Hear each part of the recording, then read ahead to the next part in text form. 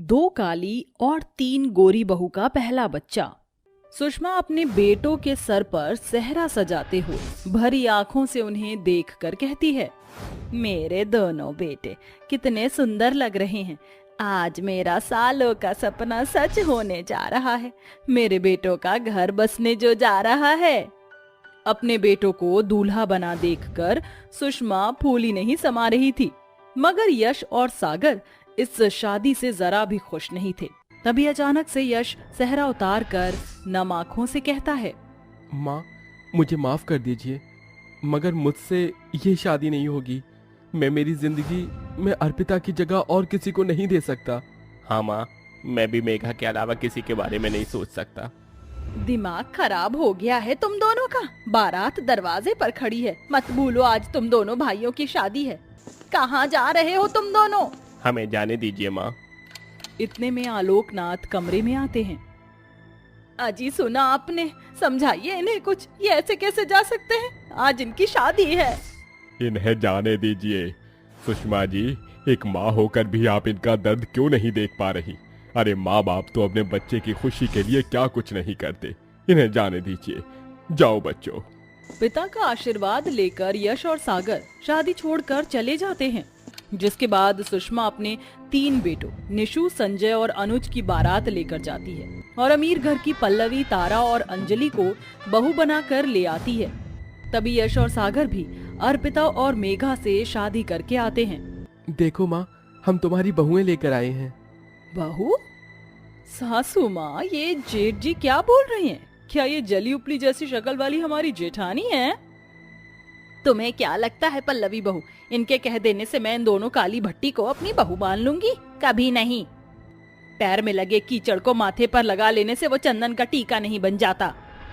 सुषमा दरवाजे पर खड़ी अपनी बहुओं को काले होने के चलते तानों भरी बातें सुनाकर अपनी तीनों गोरी बहुओं का गृह प्रवेश कराती है। वहीं बेचारी काली बहुएं बिना स्वागत के ससुराल के अंदर आती हैं। अगले दिन अर्पिता और मेघा अपनी पहली रसोई में बहुत सारा खाना बनाती हैं। माँ जी आ गई। आप ये देखिए, मैंने और मेघा ने पहली रसोई में सारा खाना आपकी पसंद का बनाया है। ये आलू सोए की सब्जी, कचौड़ी, मटर पनीर। तुम दोनों काली कलूटी को क्या लगता है ये सब करके तुम मेरे दिल में जगह बना लोगी? कभी नहीं। अपना ये काला कलूटा चेहरा लेकर चली जाओ मेरे सामने से। काली बहुओं की बेइज्जती होता देखकर सुषमा की तीनों गोरी बहुएं बहुत खुश होती हैं। ऐसे ही समय बीतता है और सुषमा की तीनों गोरी बहुएं प्रेग्नेंट हो जाती हैं। सासू माँ, हम तीनों प्रेग्नेंट हैं। आप दादी बनने वाली हैं। क्या सचमुच मैं दादी बनने वाली हूँ? तुम तीनों सोच भी नहीं सकती कि ये खुशखबरी देकर तुमने मुझे कितनी खुशी दी है। तभी मेघा और अर्पिता पैर छूकर अपनी सास से खुशी से कहती हैं, माँ जी, मुझे और मेघा को भी दिन चढ़ गए हैं। बहुत जल्दी आप दादी बनने वाली हैं। अपनी काली बहुओं की माँ बनने की बात से सुषमा जरा भी खुश नहीं होती और उखड़े अंदाज में कहती है, हाँ तो कोई बड़ा जंग नहीं जीतने वाली हो। तुम काले बच्चे ही पैदा करके जनसंख्या बढ़ाओगी बस। मगर मेरी तीनों बहुओं का ये पहला बच्चा है और अब तुमको इनके खाने पीने का पूरा ख्याल रखना है। ये बोलकर सुषमा और उसकी तीनों गोरी बहुएं मुंह ऐंठ कर अपने कमरे में चली जाती है। हाँ, ब्लैकी टैकी टैमरिंडा। अर्पिता दीदी, हमारी तीनों देवरानियों के साथ साथ हम दोनों का भी तो ये पहला बच्चा है। फिर माँ जी हमारे साथ ही ये फर्क क्यों कर रही हैं? क्योंकि हम गरीब घर से आई हैं और काली हैं। मेघा, तुम अपना दिल छोटा मत करो। देखना एक दिन माँ जी हम दोनों को अपना लेंगी। ऐसे ही दिन बीतता है और अब 5 बहुओं को 3 महीने हो जाते हैं, मगर तीनों गोरी बहुएं सारा दिन अपने कमरे में बैठी बैठी फरमाइश करती हैं। अरे ओ हमारी काली जेठानियां, हमारा ब्रेकफास्ट लेकर कमरे में आओ। जाओ मेघा, ये नाश्ता उन्हें दे आओ। मेघा नाश्ता लेकर कमरे में आती है। आओ आओ नंबर 2 टैमरिंडा। मेघा नाश्ता रख कर जाने लगती है। तभी तारा टॉन्ट मारते हुए बोलती है, अबे ओ काली कलूटी बैंगन लूटी, करेक्ट 10 बजे हमारे लिए जूस लेकर आना, मत भूलना, समझी? मेघा चुपचाप वहां से चली जाती है। वक्त गुजरता है। अब 5 को 5 से 6 महीने बीत जाते हैं। एक शाम सुषमा अपनी तीनों बहुओं के लिए ढेर सारे फल, फ्रूट, काजू, बादाम खरीद कर लाती है। पल्लवी बहू, अंजलि बहू, तारा बहू कहाँ हो? जरा यहाँ तो आना। अरे सासू माँ, ये इतनी सारी थैलियाँ पूरा बाजार ही खरीद कर ले आई हैं क्या? मेरा बस चले तो मैं अपनी तीनों बहुओं के लिए पूरा बाजार भी खरीद लूं। इनमें तुम तीनों के खाने पीने के लिए फल फ्रूट हैं और काजू बादाम और मेवे मखाने हैं, और ये केसर है, इसे दूध में डालकर पीना ताकि तुम्हारे बच्चे गोरे सुंदर पैदा हो। ये तुम तीनों का पहला बच्चा है तो तुम्हें अपने खाने पीने का पूरा ध्यान देना है। माँ जी, क्या थोड़े से काजू बादाम हम भी ले ले? वो जैसे जैसे महीने बढ़ रहे हैं शरीर में बड़ी कमजोरी आ रही है। ये काजू बादाम फ्री फंड में नहीं है जो मैं तुम दोनों काली कलूटियों को दे दूं। हमारे जमाने में औरतें रूखी सूखी रोटी खाकर भी हट्टे कट्टे बच्चे पैदा करती थी। दाल रोटी खाओ, उससे ताकत मिलेगी।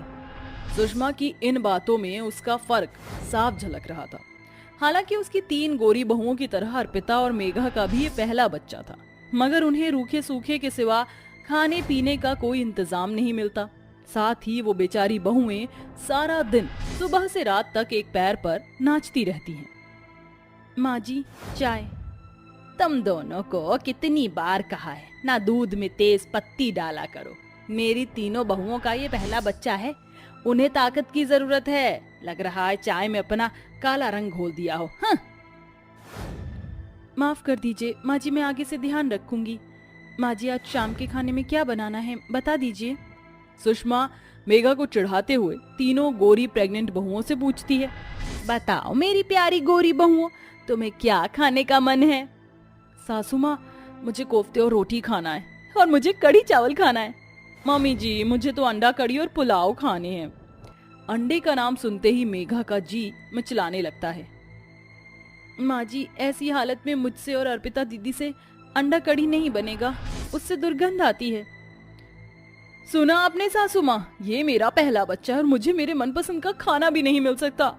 ये कहते कहते तारा झूठ मूठ के रोने लगती है, जिस पर सुषमा भड़क कर कहती है, कान खोल कर सुन मेरी काली बहू, मेरी तारा बहू को अंडा कढ़ी खाने का मन है तो तू बनाएगी, समझी? सुषमा जबरदस्ती दोनों पर अपनी जिद थोप देती है। अंडा कढ़ी बनाते हुए अर्पिता मेघा को बहुत उल्टियां होती हैं और दोनों की तबीयत बिगड़ जाती है, मगर सुषमा को उसे रत्ती भर भी फर्क नहीं पड़ता।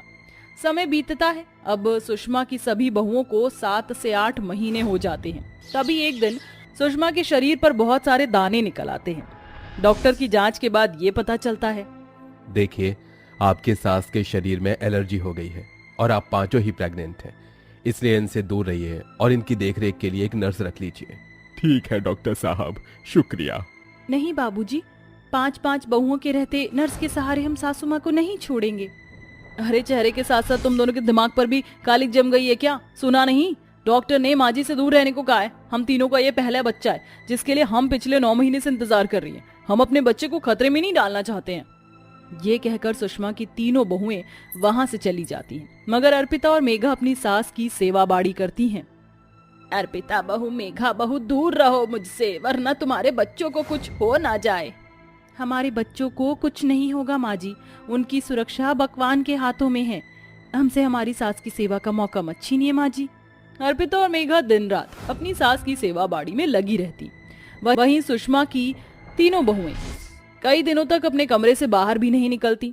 कुछ दिनों बाद सुषमा ठीक हो जाती है, तभी उसकी तीनों बहुएं परेशान होने का ढोंग करती हैं। मगर अब सुषमा की आंखें खुल चुकी थी। भगवान का शुक्र है सासू माँ, जो आप ठीक हो गई।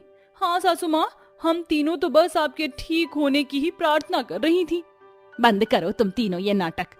अर्पिता बहू, मेघा बहू, तुम दोनों मुझे माफ कर दो। मैं हमेशा रंग रूप के चलते तुम्हारे साथ फर्क करती रही, मगर तुमने अपनी और अपने बच्चे की जिंदगी जोखिम में डालकर भी मेरी सेवा की।